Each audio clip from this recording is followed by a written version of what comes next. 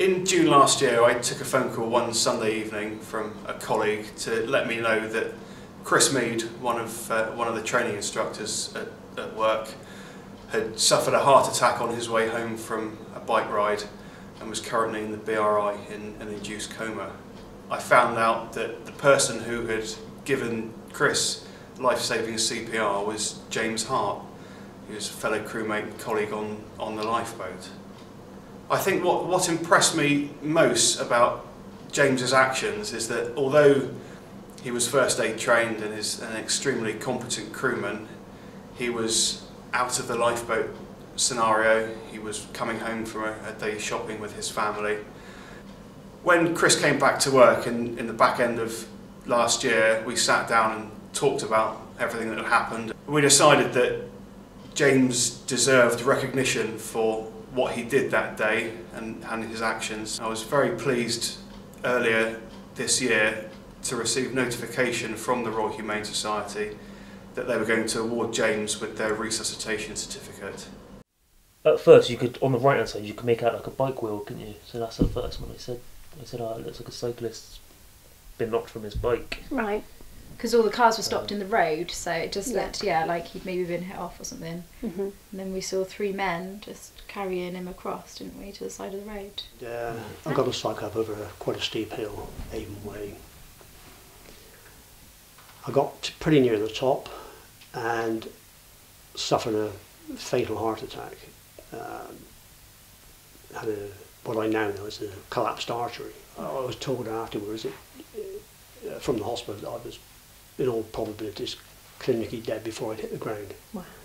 Nice. What we both just looked at each other. I think you shouted at me before. I looked at you and I said, you need to get out, you know what to do. Then as Right. I moved the car and drove past, I saw what James was doing and just burst into tears. Oh, goodness. Shocked him. Yeah. I think it was shock. Yeah. I think more for James as well, because I just thought, wow, he knows what to do. And I think I knew he knew what to do, but actually physically doing it. Mm. And then when I did get there, I did have to stand back for 2 or 3 seconds and just think, right now I gotta do something to help this person. There was a lot of uncertainty, I think, when I got there, of people didn't really know what to do. So it wasn't until I got there, stood back a second, and then acted as I did, that people sort of got the reassurance to do something. Yeah. But they were all willing to do something. It's just they didn't have the knowledge of or the up-to-date training of what to do. Yeah, I can remember him being on his side. I don't know if they were going for a recovery position or if I can recall it being mentioned, and that's when I said, hold on a minute, I don't think he's breathing. Yeah. I need to check. So you did a quick check. Yeah, so then my No breathing. sort of training kicked in. It wasn't the danger. I wasn't worried about the danger because he was off the road. Yeah. But then it was more of the response, so like shouting to him, seeing if he could hear me, if there was any reaction from him. And then the checks that were taught, so like the airway, the breathing, and you established really quickly that he wasn't breathing, and then I went straight to CPR. Okay. So I was led there in the road, and some people who live quite locally in Portishead pulled me to the side of the road. I mean, I was obviously unaware of this. They pulled me to the side of the road and put me in the recovery position. In the traffic, there was a young man there, James Hart, who I'm hoping to be quite good friends with in the not too distant future. I'm sure you will be. And Yeah. and he was an observer there. He could see what was going on, but he could also see that things weren't quite right. So instead of just sitting in his car, he got out. And it's the action of him getting out of his car and coming to me is the very reason I'm here today. He actually saved my life. Can you remember what happened when the first responder turned up, Gemma? Can you? Yeah, I kind of thought, oh, it's okay, James will be able to just get up now, but you didn't, did you? He just said, carry on, because you know what you're doing, and he was in his van, in his car, getting out everything he needed. Yeah. And that felt like forever, because I was thinking, oh, you'll be able to stop, it'll be somebody else taking over. Yeah. when he got to me, he realised that I wasn't breathing. So he flipped me back over and started CPR straight away. Mm-hmm. And it's because he got my circulation going. Yeah. There was no heartbeat, and kept the CPR going until an ambulance arrived. That I'm here now. Otherwise, they told me quite clearly in the hospital a few weeks later that had James not started the CPR, that I would almost certainly not have made it, Mm-hmm. or I would have been virtually a vegetable. Because at one end I was at his head end and I had the bag valve mask on him, Yeah. because the rapid response give us the oxygen, the bag valve mask, and there was people supporting Chris's head, Mm-hmm. someone holding the mask, someone giving the breaths on the mask, Yeah.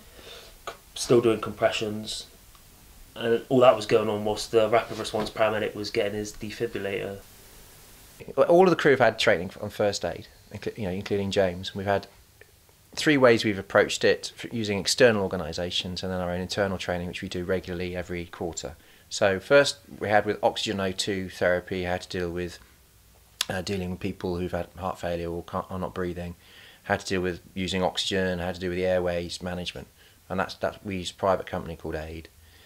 We've then, all of the crew, pretty much all the crew have had first aid at sea training, which we use a local sea school, Compass, and the chap who runs that is now on the crew, and he was a paramedic. He was paramedic trained as a search and rescue crewman, so we've had training from him. And then actually, then there's 8 of us, and James and I in particular, who've had training with the RNLI on the RNLI casualty care course, and that was 3 days of real intensity. Using a structure that we have with some cards that we can use, crib cards. But actually what it boils down to, all 3 courses are all around CPR and how you deal with someone with heart failure. So it's something that we train and talk about regularly. Stuff, Yeah. but we carry the RNLI casualty check cards Yeah. on the boat, whereas on the street that's all got to be in your head. So Yeah. it's just the basics. Part of it was in my head. Obviously I can't remember the whole book, but everything I need to know was in my head, and I went through it how I would, as if it was in front of me. So there wasn't a lot of checks I had to do because he wasn't breathing. As soon as I got to the breathing side of it, I knew then it was CPR all the way. Whereas if he was breathing, I'd have had to go down the list a lot further. So just being put in the environment when I'm the youngest person there, quite clearly, is quite a difficult environment to be in and to take control of, Yeah. with strangers that you've just literally met that second as well. Yeah. Yeah. You don't know how they're going to react to you just running in and saying, Mm. we got to do this now. But I've got to thank this young man once again, because without his intervention and without him making the decision that he did on the day, not to just be an observer but to get involved, I wouldn't be here.